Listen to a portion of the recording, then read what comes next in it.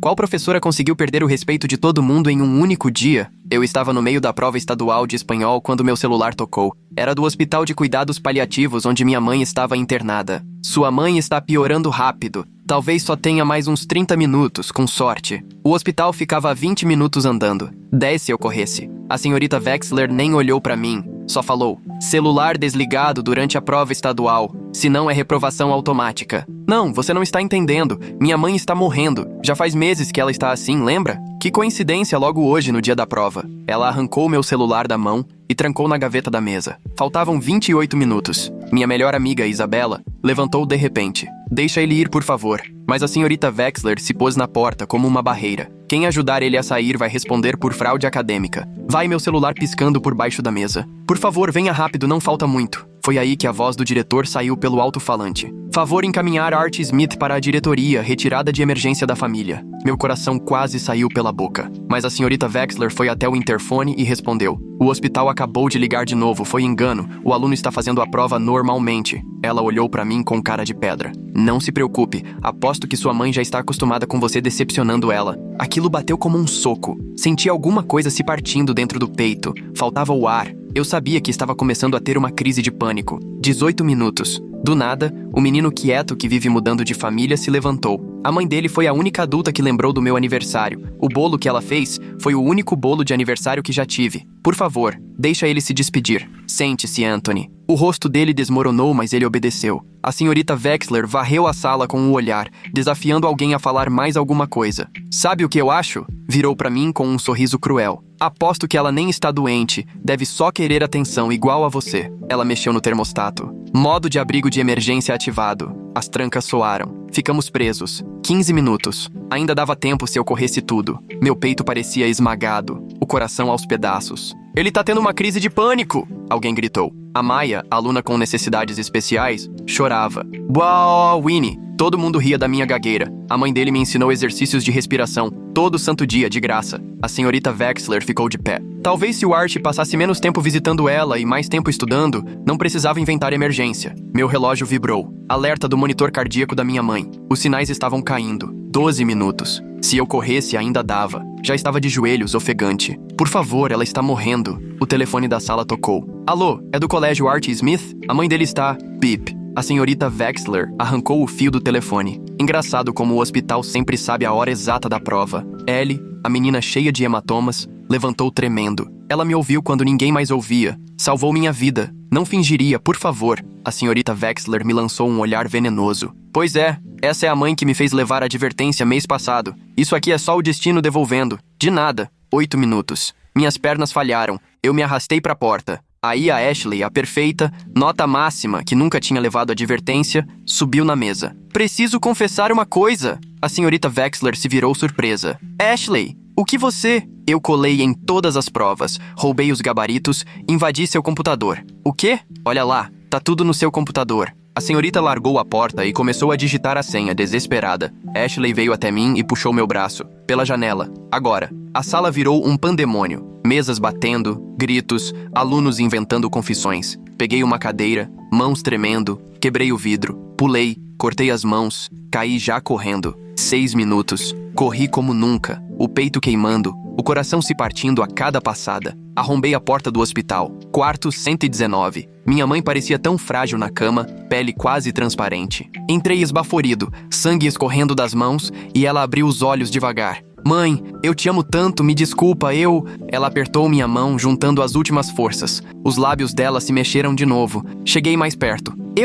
A boca dela formou o mo, mas nada saiu. A mão dela ficou mole na minha. A turma toda entrou no quarto 5 minutos depois. Todo mundo tinha vindo atrás. O menino do lar temporário caiu de joelhos. Isabela tremia de raiva. Até o palhaço da sala ficou parado, chorando. A senhorita Wexler roubou as últimas palavras da minha mãe. Todo mundo sabia o que precisava ser feito depois disso. Ninguém se moveu por um tempo que pareceu infinito. Só ficaram ali junto dela, enquanto as máquinas continuavam apitando, mesmo sem estarem mais conectadas. Isabela pegou na minha mão e apertou tão forte que doeu, mas eu não larguei, porque a dor era melhor que o vazio se espalhando no peito. Anthony se ajoelhou ao lado da cama e chorou alto, soluçando de fazer o corpo tremer. Uma enfermeira entrou bem quieta, checou o pulso da minha mãe, mesmo todo mundo já sabendo que ela tinha ido, anotou alguma coisa na prancheta e disse que o horário era 15h47. Depois me olhou triste e virou o tablet para mim, mostrando o registro de chamadas. Estava tudo ali, todas as vezes que tentaram ligar para a escola desde as 15h17, 30 minutos antes dela partir, como prometeram.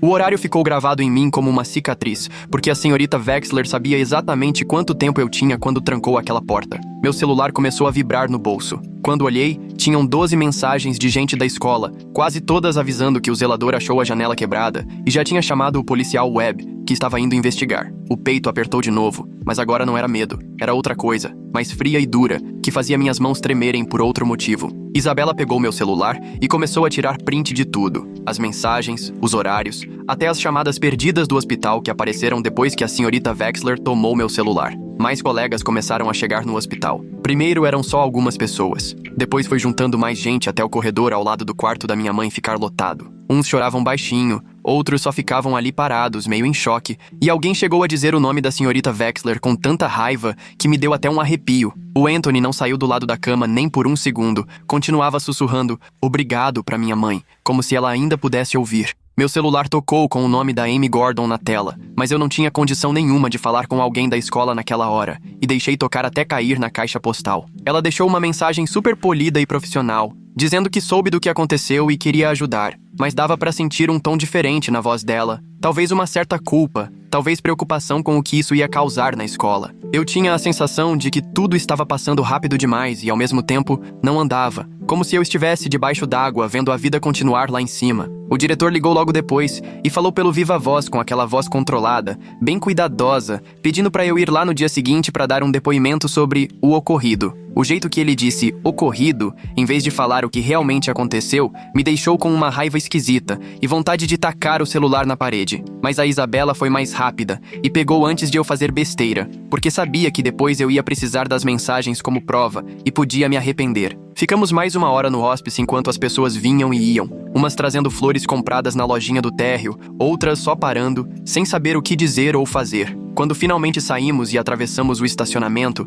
a Ashley me puxou pro canto, num lugar mais afastado onde ninguém via a gente. Ela estava pálida e nervosa e me contou, quase sem voz, que toda aquela história de confissão era mentira, só para criar uma distração para eu conseguir sair. Ela não parava de torcer as mãos e perguntar se iam expulsar ela, mas dizia também que faria tudo de novo se precisasse. Eu nem sabia o que dizer, porque uma parte de mim queria agradecer, mas outra queria dizer que ela não devia ter se arriscado desse jeito por minha causa. A Isabela, prática como sempre, já tinha criado um grupo no WhatsApp ali mesmo no estacionamento e pediu para todo mundo anotar o que lembrava enquanto ainda estava fresco. Em menos de uma hora, meu celular já tinha 17 mensagens de colegas contando basicamente a mesma coisa, que a professora Wexler trancou a gente na sala e ignorou as ligações do hospice. A mensagem mais difícil de ler foi a da Maia, porque ela escreveu do jeito que fala, cheia de pausas, e contou como minha mãe ajudava ela de graça todo santo dia, quando ninguém mais ajudava. O pessoal do abrigo veio buscar o Anthony, mas ele não queria ir de jeito nenhum e tiveram que praticamente arrastá-lo até o carro, enquanto ele olhava para trás pro prédio do hospice. Aquela noite, fiquei sozinha no quarto da minha mãe em casa, rodeada das coisas que o hospice me entregou num saco plástico. O suéter favorito dela ainda tinha cheiro de lavanda, e quando encostei no rosto, quase consegui fingir que ela estava ali comigo. As palavras que ela não conseguiu terminar de dizer ficavam rodando na minha cabeça, aquele "você" que formou com a boca, mas não saiu som nenhum. Dobrei o suéter com todo cuidado e coloquei de volta no saco, junto com os óculos de leitura e o livro que ela tinha deixado pela metade. Umas 8 da noite, a turma toda apareceu em casa, sem ninguém combinar, e a gente só saiu andando pelo bairro, sem precisar falar muito, só ficando junto. Tem alguma coisa muito estranha no jeito da professora Wexler agir nessa história toda. Ela parecia já estar esperando exatamente aquilo, como se soubesse que o hospice ia ligar durante a prova. O jeito como ela dispensou tudo de cara, dizendo que era coincidência e depois ainda falou no alto-falante que o hospice se confundiu,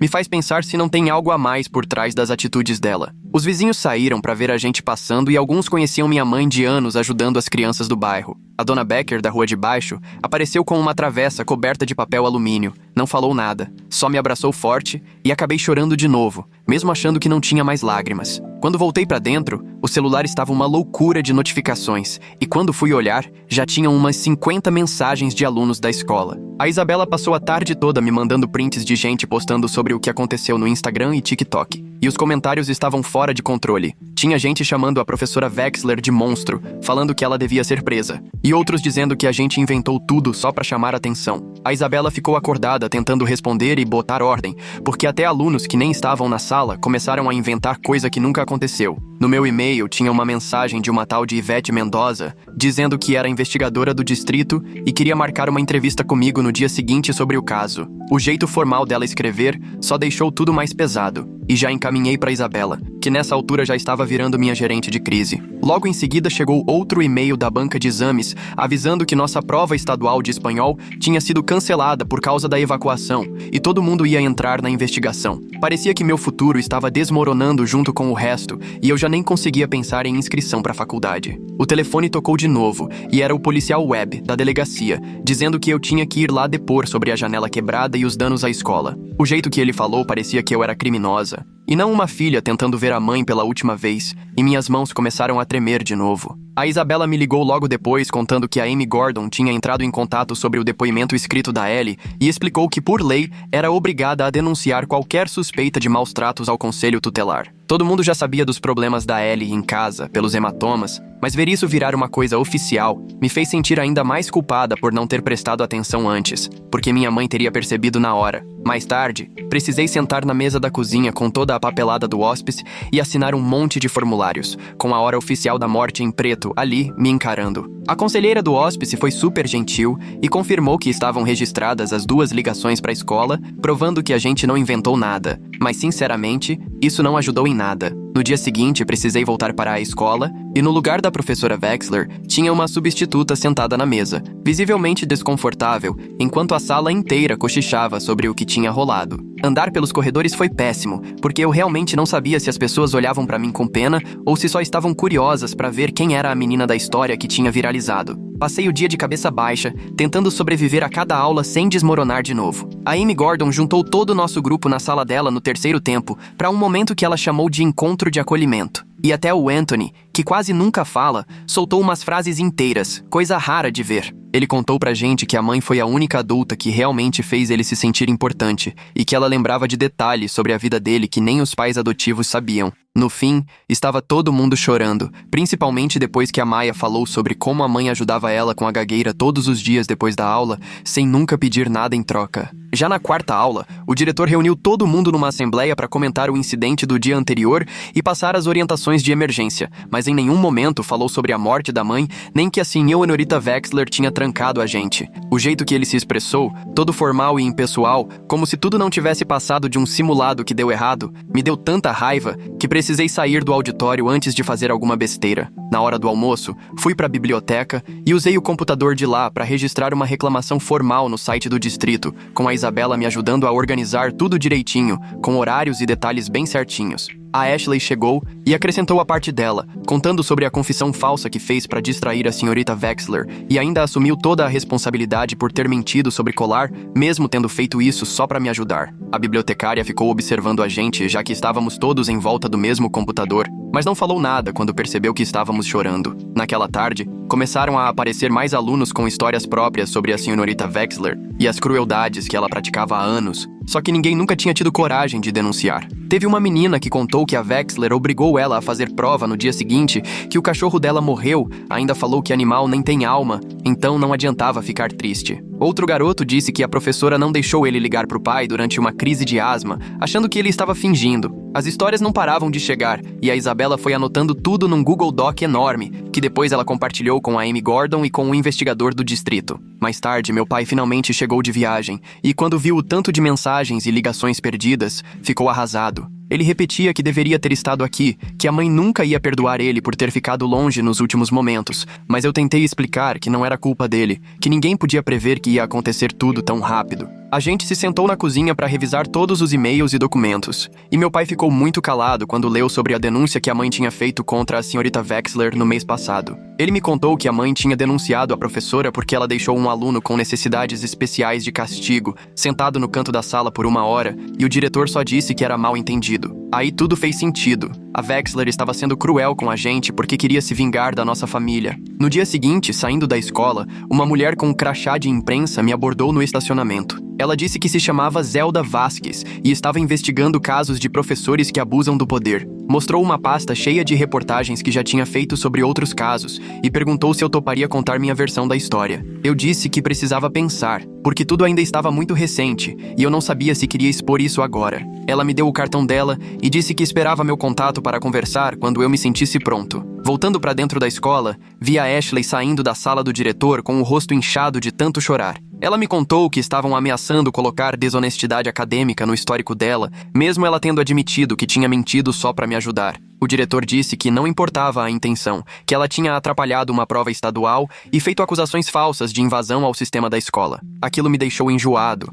saber que ela estava sendo punida por tentar me ajudar nos últimos momentos com a minha mãe. Mais tarde, já em casa, recebi uma ligação do Leander Washington sobre o Anthony. Ele contou que a escola tinha registrado como falta injustificada o fato de o Anthony ter saído no meio da prova, e agora estavam preocupados em como aquilo podia afetar a permanência dele na família adotiva. Dava para perceber na voz do Leander o quanto ele estava preocupado porque a mãe tinha lutado muito para garantir um lar estável para o Anthony, e agora tudo isso podia estar em risco só porque ele quis me apoiar. No dia seguinte de manhã, chegou um pacote do hospital com todos os registros de ligações e as anotações da enfermeira daquele dia. Tinha o horário exato de cada ligação para a escola e o que foi dito em cada uma delas. Passei 1 hora fazendo cópia de tudo, enquanto a Isabela digitalizava para criar backup em 3 lugares diferentes. Depois, o policial Webb foi até a escola para revisar as imagens das câmeras comigo na secretaria. Assistimos ao vídeo daquela manhã e dava para ver a senhorita Wexler digitando o código de emergência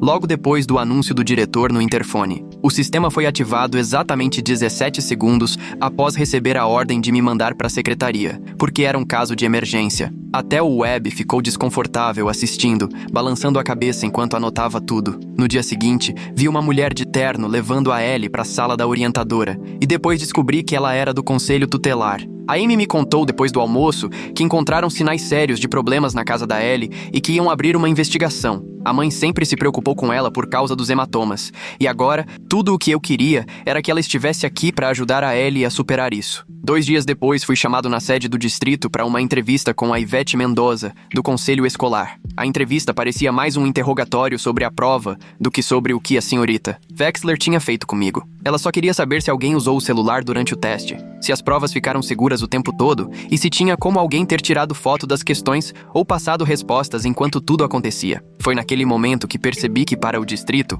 as notas e a segurança da prova eram mais importantes do que um aluno perdendo a mãe nos últimos instantes de vida. Quando mostrei o Apple Watch para a Mendoza, com os registros daquela manhã, ela finalmente se tocou. O relógio tinha guardado todos os alertas do monitor cardíaco dos aparelhos da minha mãe durante aqueles 30 minutos. Dava para ver claramente o coração dela desacelerando, minuto após minuto, enquanto eu estava preso na sala de aula. Usar os batimentos finais da minha mãe como prova me deu enjoo, mas mesmo assim mostrei. Mendoza tirou fotos da tela do relógio, mas ficou com aquela cara vazia, como se estivesse analisando uma planilha qualquer e não vendo os últimos momentos de vida da minha mãe. No dia seguinte, bem cedo, a Isabela organizou um protesto sentado na porta da sala vazia da senhorita Wexler, antes da primeira aula. Fico impressionado como a Isabela conseguiu reunir tanta gente para um protesto sentado, bem quando todo mundo já estava esgotado. O jeito que ela comandava tudo no Google Docs, ajudava nas denúncias e ainda dava conta de organizar protestos, mostra uma capacidade fora do comum para alguém tão nova. Quase 40 alunos apareceram e se sentaram em silêncio no corredor, segurando cartazes com frases tipo "Deixem a gente se despedir" e "Humanidade acima das notas". O vice-diretor apareceu e ameaçou suspender geral se não saíssem dali, mas ninguém arredou o pé. Ficamos ali, sentados, até o sino tocar, e quando tocou, todo mundo entrou na sala na maior paz, sem dizer uma palavra. Naquela tarde, Bennett Mason, do Sindicato dos Professores, soltou uma nota para a imprensa local defendendo o direito da senhorita Wexler ao devido processo. O comunicado pedia cautela com julgamentos apressados e lembrava que professores precisam garantir a segurança das provas sem serem condenados, só por cumprirem o protocolo. Ler aquilo me fez perceber que, independente do que ela tenha feito comigo, sempre teria alguém de peso para defendê-la. O sistema existe para proteger professores como ela, não alunos como eu, e isso só deixava tudo ainda mais desesperador. Naquela noite, fui me arrastando para a reunião do conselho escolar, mesmo querendo só ficar na cama. O auditório estava lotado de pais e professores e me inscrevi tremendo para falar em público. Quando chamaram meu nome, caminhei até o púlpito e encarei os 5 membros do conselho folheando papéis e mexendo no celular, como se estivessem ali só de corpo presente. Fui contando o que aconteceu, a voz falhando, mas não parei. Falei da ligação do hospital, da porta trancada, da minha mãe morrendo enquanto eu estava preso. Um dos conselheiros rabiscava no bloco, outro não tirava o olho do relógio na parede. No meio do depoimento, comecei a sentir tudo rodar e o peito apertar tanto que mal dava para respirar. A crise de pânico veio forte e me segurei no púlpito para não cair. Foi nessa hora que a Amy Gordon levantou da plateia e veio até mim. Ela começou a me guiar nos exercícios de respiração que a mamãe tinha ensinado para Maya, contando junto. 4 para inspirar, 4 para expirar. E aos poucos tudo foi acalmando. Consegui terminar o depoimento com lágrimas caindo e a voz sumindo. O conselho agradeceu e já chamou o próximo, como se nada tivesse acontecido. No dia seguinte, acordei com o celular lotado de notificações. Zelda Vasquez tinha publicado a reportagem sobre o que aconteceu, que já estava espalhada em tudo quanto é canto,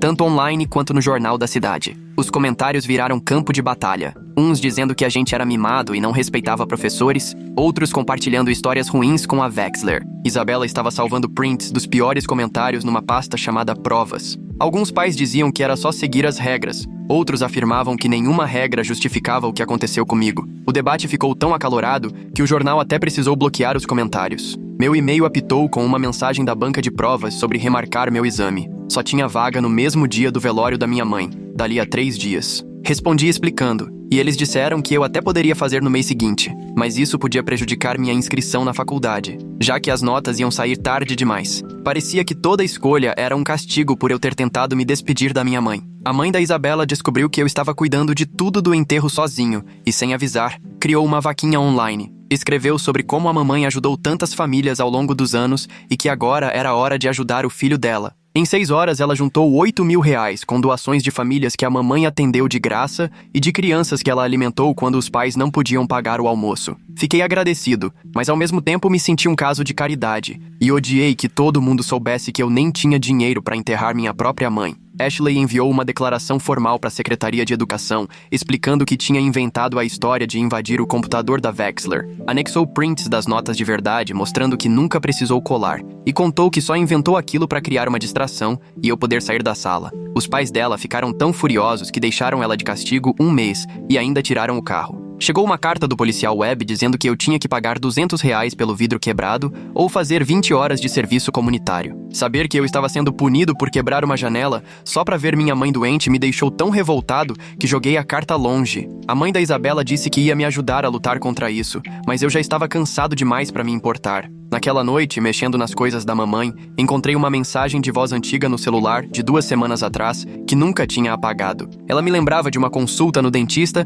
e no final dizia: "Te amo", daquele jeito distraído de mãe, achando que ia ter outras oportunidades. Ouvi tantas vezes que decorei e salvei em 3 lugares diferentes no celular, além de fazer backup na nuvem 2 vezes. O diretor mandou um e-mail para todos os pais naquela noite tentando esconder a situação. Jogou a culpa do que chamou de incidente numa tal falha técnica do sistema de som, dizendo que a Wexler não ouviu direito o alerta por causa de interferência. A mentira era tão óbvia que até pais que nem estavam lá começaram a questionar no grupo do Facebook da escola, querendo saber por que a porta estava trancada e por que tantas ligações foram ignoradas, se no fim era só um problema de som. 6 dias depois que a mamãe morreu, a secretaria finalmente anunciou que a professora Wexler tinha sido afastada, mas continuava recebendo salário integral enquanto investigavam o caso. Enquanto ela seguia com tudo garantido, eu me via escolhendo o caixão mais em conta e tentando escrever uma homenagem decente. Quando li o aviso no corredor, precisei da Isabela me segurando para não descontar minha raiva na parede.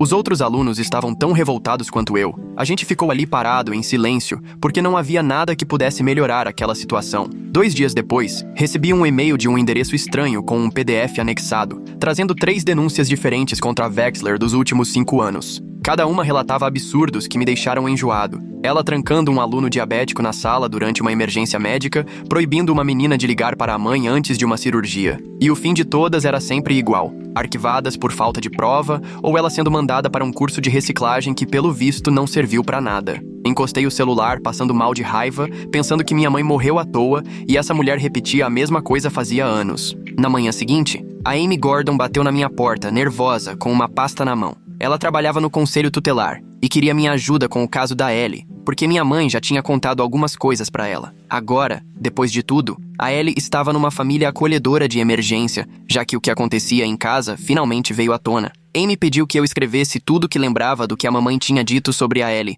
cada vez que ajudou ou percebeu os hematomas. Passei 3 horas anotando detalhes. Desde a mamãe preparando lanche extra porque sabia que a Ellie não comia em casa, até ensinando exercícios de respiração para ela nas crises de pânico. Colocar isso no papel me fez ver o quanto minha mãe fazia, silenciosamente pelas crianças que precisavam. Mais tarde, nossa turma toda se reuniu no centro comunitário, onde uma senhora mais velha, Tabelian, estava esperando com uma pilha de formulários. Cada um teve que escrever seu depoimento sobre o que aconteceu no dia da sala de aula. O Anthony se isolou num canto, escrevendo páginas a fio sobre a mamãe, lembrando que ela era a única adulta que não esquecia o aniversário dele e fazia ele se sentir importante. A letra dele mal dava para entender de tanto que chorava e parava para se recompor. A Maya contou das sessões de fonoaudiologia que a mamãe fazia com ela todo dia, de graça, depois da aula. Até crianças que eu quase não conhecia tinham histórias de como ela ajudava com o dever de casa ou dava carona quando os pais esqueciam de buscá-los. A Tabelian precisou interromper várias vezes, emocionada com tantos relatos de adolescentes sobre uma mulher que mudou a vida de todos. No final, juntamos 43 declarações juramentadas sobre o que a Wexler fez e quem a minha mãe realmente era. Enquanto isso, a Zelda Vasquez, uma repórter que acompanhava o caso, entrou com pedido de acesso à informação para conseguir todos os registros daquele dia. Ela queria o histórico do interfone para provar que o diretor realmente me chamou, e os dados do termostato para mostrar quando ativaram o modo abrigo. Explicou que esses pedidos costumam demorar semanas ou meses, mas às vezes trazem provas que mudam tudo. Eu estava aprendendo, na marra, que justiça é bem mais lenta do que o luto. O setor financeiro do Hospital de Cuidados Paliativos me chamou para discutir os gastos finais da mamãe. Entrei numa sala cheia de papéis e números que me deixaram zonza. O valor era maior do que eu podia imaginar, e só conseguia pensar que tinha 18 anos e nenhuma ideia de como lidar com aquilo. A assistente percebeu meu desespero, me acalmou e me ajudou a preencher os pedidos de auxílio, dividir a dívida e acionar o seguro da mamãe,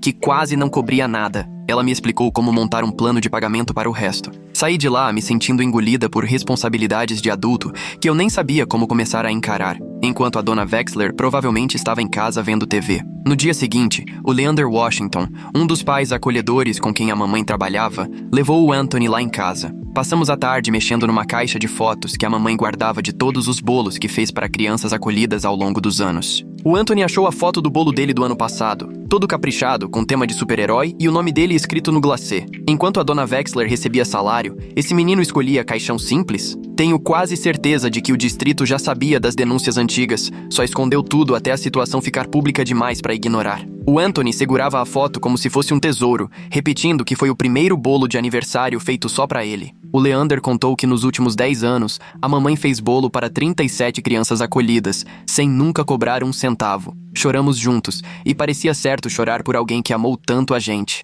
Depois, os pais da Ashley apareceram na escola com um advogado daqueles caros, exigindo reunião com a direção. Ameaçavam processar o distrito porque colocaram a filha numa situação de risco, em que ela achou que precisava mentir e criar uma distração só para eu conseguir ver a mamãe antes dela morrer. O diretor me ligou pedindo para eu conversar com os pais da Ashley e tentar convencê-los a não processar, como se eu tivesse algum poder nisso. Desliguei na cara dele, porque não havia nada a dizer para quem acha que eu poderia consertar o problema dele. Uma semana depois do início da investigação, o distrito de repente ampliou o caso para incluir a resposta do diretor à ligação do hospital. A Ivete Mendoza parecia exausta quando contou que a situação só crescia e ficava mais enrolada. Ela falava de protocolos e procedimentos, enquanto tudo o que eu queria era gritar que minha mãe estava morta, e nada daquilo ia trazê-la de volta. Essas pequenas vitórias que todo mundo comentava não pareciam vitória nenhuma quando eu voltava. toda a noite para uma casa vazia. A Isabela perdeu a paciência com a postura da Mendoza e foi tirar satisfação com ela na porta do escritório do distrito, gravando tudo no celular. Perguntou na lata por que eles se preocupavam mais com violação de protocolo do que com o estrago real causado. No começo, a Mendoza tentou enrolar, mas a Isabela insistiu até ela admitir que o foco principal era nas irregularidades do exame estadual e se os procedimentos tinham sido mesmo seguidos. Naquela noite, subimos a gravação na internet e, em questão de horas, já eram milhares de visualizações e comentários, com gente criticando o distrito por fechar os olhos para o que realmente importava. Na manhã seguinte, alguém deixou um envelope sem identificação debaixo da minha porta. Dentro, estava uma cópia do manual técnico do exato modelo de termostato da nossa sala, com as páginas do modo de abrigo de emergência destacadas, mostrando que era preciso um código específico de 5 dígitos para ativar, ou seja, provando que a dona Wexler tinha nos trancado de propósito, e não por acidente, como ela insistia. As provas só apareciam, mas nada mudava. Dona Wexler continuava recebendo seu salário, enquanto eu me virava para tentar arranjar dinheiro para pagar um funeral. 2 dias depois, chegou um envelope grosso do distrito escolar, com a papelada do pedido da Zelda de semanas antes. Mas tinha algo esquisito. Bem onde deveria estar o anúncio do diretor, só páginas em branco, sem nenhum registro do horário entre 10h47 e 10h52. A Zelda foi lá em casa à noite, espalhou todos os papéis na minha mesa e foi marcando as lacunas com a caneta, explicando que esse tipo de sumiço seletivo nunca era acidente, que alguém tinha tirado de propósito aqueles minutos do registro oficial. Ela tirou cópias de tudo e guardou na pasta de provas que estávamos juntando, e parecia até que a gente estava reunindo evidências de um crime que ninguém queria investigar. 2 semanas depois da morte da minha mãe, rolou a reunião preliminar. Nos amontoaram numa salinha apertada no escritório do distrito, onde um advogado de terno cinza avisou logo que os depoimentos dos alunos seriam restritos só ao que cada um viu, sem espaço para falar sobre o impacto emocional daquilo tudo. A mãe da Isabela já subiu o tom, dizendo que era um jeito de apagar o lado humano do que aconteceu, mas o advogado só repetia que era para manter o padrão profissional e evitar relatos tendenciosos. O Anthony ficou ali, com os punhos fechados, os pais da Maya anotavam tudo, e o advogado da Ashley cochichava com o pai dela, que parecia pronto para explodir. Distribuíram uns formulários que a gente teve que assinar, concordando com as restrições, e vi todo mundo assinando de má vontade, sabendo que aquilo era ou aceitar ou ser silenciado. 3 dias depois dessa reunião, a Amy me ligou dizendo que a Ellie tinha sido transferida para um abrigo temporário depois que o lar adotivo dela não deu certo. A Amy ainda comentou que era até mais seguro do que onde ela estava, mas pelo jeito que a voz dela engasgou no seguro, deu para sentir tudo. Fui visitar a Ellie no abrigo e encontrei ela naquela sala fria, cheia de móveis de plástico e câmeras para todo lado. E ela parecia menor, como se o sistema fosse apagando ela devagarinho. Ela me disse: a mamãe ia ficar destruída de ver mais uma criança se perdendo no caminho. E eu nem tive coragem de discordar, porque minha mãe passou a vida tentando ajudar crianças como ela a encontrar algum chão. No dia seguinte, chegou a papelada do serviço comunitário,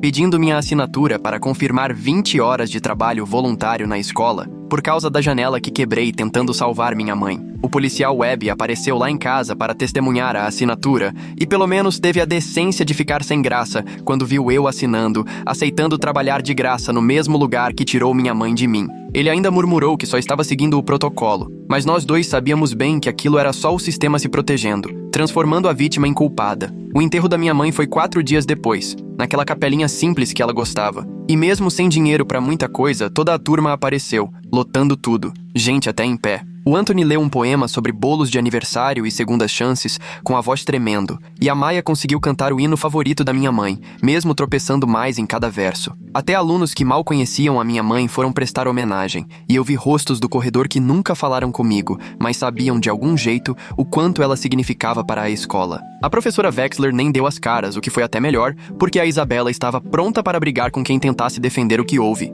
Uma semana depois do enterro, chegou a carta da banca de exames, me dando uma dispensa parcial, permitindo que eu me formasse sem fazer a prova de espanhol, mas deixando meu histórico para sempre com um incompleto. Tentaram pintar como um gesto de compaixão, mas na prática quer dizer que várias faculdades vão recusar minha inscrição por causa dessa pendência que vai me perseguir. Mais um sonho que minha mãe não vai ver acontecer. Tudo porque uma professora resolveu que o poder que ela tinha valia mais do que os últimos momentos de uma mãe com o filho. A audiência do distrito finalmente aconteceu 3 semanas depois da morte da minha mãe. Numa sala imensa, cheia de painéis de madeira, uma mesa enorme com 5 membros do conselho parecendo juízes. Eles apresentaram as provas, mostraram registros impressos, manuais de política, slides de PowerPoint sobre protocolos de emergência, enquanto a gente só tinha nossas histórias do que realmente aconteceu ali. O Mendoza não largava o discurso de precedentes e riscos jurídicos, e a gente só tentava explicar sobre humanidade e o mínimo de decência, mas dava pra ver na cara deles. De um lado, gente que só enxergava regra, do outro, quem enxergava dor. O diretor testemunhou dizendo que seguiu o protocolo padrão, e os conselheiros balançaram a cabeça, como se isso fosse mais importante do que o fato dele ter mentido sobre a condição da minha mãe só para me manter preso. Uma semana depois veio a decisão. O diretor levou uma advertência formal e 40 horas de curso de gestão de crises, mas ficou com emprego, salário e aposentadoria intactos. O comunicado do distrito chamou isso de resolução, falou em oportunidade de aprendizado e melhorias de procedimento, mas todo mundo sabia que era só o sistema protegendo quem era deles. A professora Wexler foi transferida para um cargo administrativo no escritório do distrito, aguardando treinamento de reabilitação, o que na prática significa que ela continuou recebendo para mexer com papelada em vez de encarar qualquer consequência de verdade. Os outros alunos me olhavam, esperando que eu estivesse com raiva, indignado, mas eu só sentia um vazio, porque todo mundo sabia que daqui a 1 ano, 2 no máximo, ela ia estar de volta na sala de aula. Os pais da Ashley contrataram um advogado caro, que conseguiu trocar a expulsão dela por uma advertência acadêmica, mesmo ela só tendo tentado me salvar, criando uma distração. Ela precisou escrever uma redação de 10 páginas sobre integridade acadêmica, mostrou pra mim depois, e na última frase dizia que faria tudo de novo, sem pensar 2 vezes, não importava o que ameaçassem fazer com ela. 3 semanas depois, o conselho escolar se reuniu no ginásio e eu fiquei lá no fundo, assistindo eles aprovarem novas regras de segurança. Deram o nome de Protocolo Henderson por causa de um superintendente dos anos 80 que já morreu, mesmo sendo minha mãe o verdadeiro motivo das mudanças que vão salvar vidas na próxima vez. Os conselheiros ficavam mexendo no celular, folheando papéis, conversando sobre botões de emergência e chaves de segurança como se tivessem acabado de criar a ideia. Minhas mãos tremiam, mas eu segurei firme nas pernas. 2 dias depois, a Amy apareceu na minha casa dizendo que a gente precisava visitar a Ellie no abrigo do outro lado da cidade. Passamos pelo detector de metais na entrada, e o lugar tinha cheiro de desinfetante misturado com comida requentada. A Ellie estava sentada na sala comum,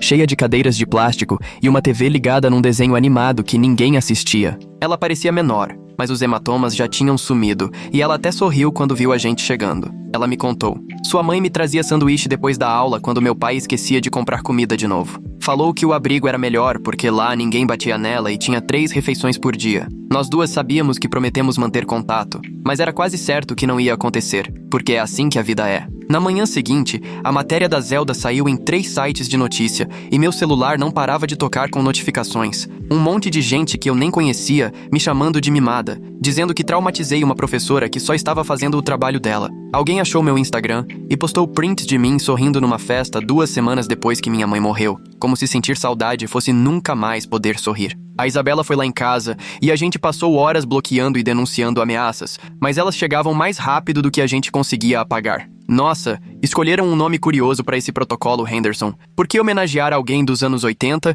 em vez de quem realmente fez a diferença? Ela me convenceu a desligar o celular e ficamos vendo filme bobo até eu conseguir respirar direito de novo. No fim de semana, todo mundo se encontrou no estacionamento com o dinheiro que tinha juntado numa caixa de sapato. O Anthony lavou carros, a Maia vendeu as cartas de Pokémon e até quem nunca se envolvia trouxe notas de 20 dos pais. Contamos $800, dava para pagar a janela que eu quebrei, além de comprar tinta e material para arrumar a sala antiga da Dona Wexler. Ninguém falava muito enquanto trabalhava, mas todo mundo apareceu com pincel, rolo e lona. Pintamos as paredes de um azul clarinho, consertamos as carteiras quebradas e tiramos anos de poeira das janelas. A mãe de alguém apareceu com sanduíches, mas quase todo mundo estava cansado demais até para comer. 5 semanas depois que minha mãe morreu, eu finalmente entrei no consultório da terapeuta para onde a Amy vinha tentando me levar fazia semanas. A sala de espera tinha planta artificial, revista velha de anos atrás e aqueles formulários perguntando para eu dar uma nota para minha tristeza, de 1 a 10. Como é que se coloca número no que é ver sua mãe morrer enquanto uma professora te tranca numa sala? O terapeuta era um cara calado que não tentou dar jeito em tudo na primeira sessão. O que foi bom, porque eu basicamente só fiquei olhando para os certificados dele na parede. Na semana seguinte, minha orientadora me chamou e espalhou um monte de papel de faculdade na mesa. Ela disse que a prova de espanhol incompleta ia pesar no meu histórico e podia me fazer perder a bolsa estadual na qual eu apostava. Passamos 1 hora procurando bolsas para quem perdeu os pais, preenchendo o formulário, perguntando até quanto dinheiro minha mãe tinha deixado para mim, que era quase nada. Ela ficou repetindo que a educação era o caminho, igualzinho minha mãe falava, e eu quis pedir para ela parar, mas não consegui. 6 semanas depois, eu estava deitada na cama, 2 da manhã, revivendo aquele último momento na cabeça sem parar. A boca da minha mãe tentando formar o som de você, mas sem voz. Só que os olhos dela diziam tudo. Finalmente entendi que palavra nenhuma precisa sair audível para ser real, porque amor não depende de pronúncia perfeita para existir. Eu sentia o que ela queria dizer no jeito que apertou minha mão e no olhar dela, como se eu fosse o centro do mundo. Na manhã seguinte, a turma voltou cedo para a escola para instalar uma plaquinha de metal perto da janela que eu tinha quebrado. Só dizia, cada minuto conta, porque a escola não deixou colocar o nome da minha mãe, mesmo todo mundo sabendo o que aquilo queria dizer. O Anthony prendeu a placa no tijolo enquanto a Maia segurava reto e a Isabela tirava foto para os colegas que não puderam ir. O diretor passou, fez cara feia, mas não disse nada, porque o que ele ia fazer agora? Depois fiquei sabendo que a dona Wexler tinha que passar por ali todo dia no novo trabalho dela na Jefferson Middle School, do outro lado do distrito, e eu torcia para ela pensar na minha mãe toda vez.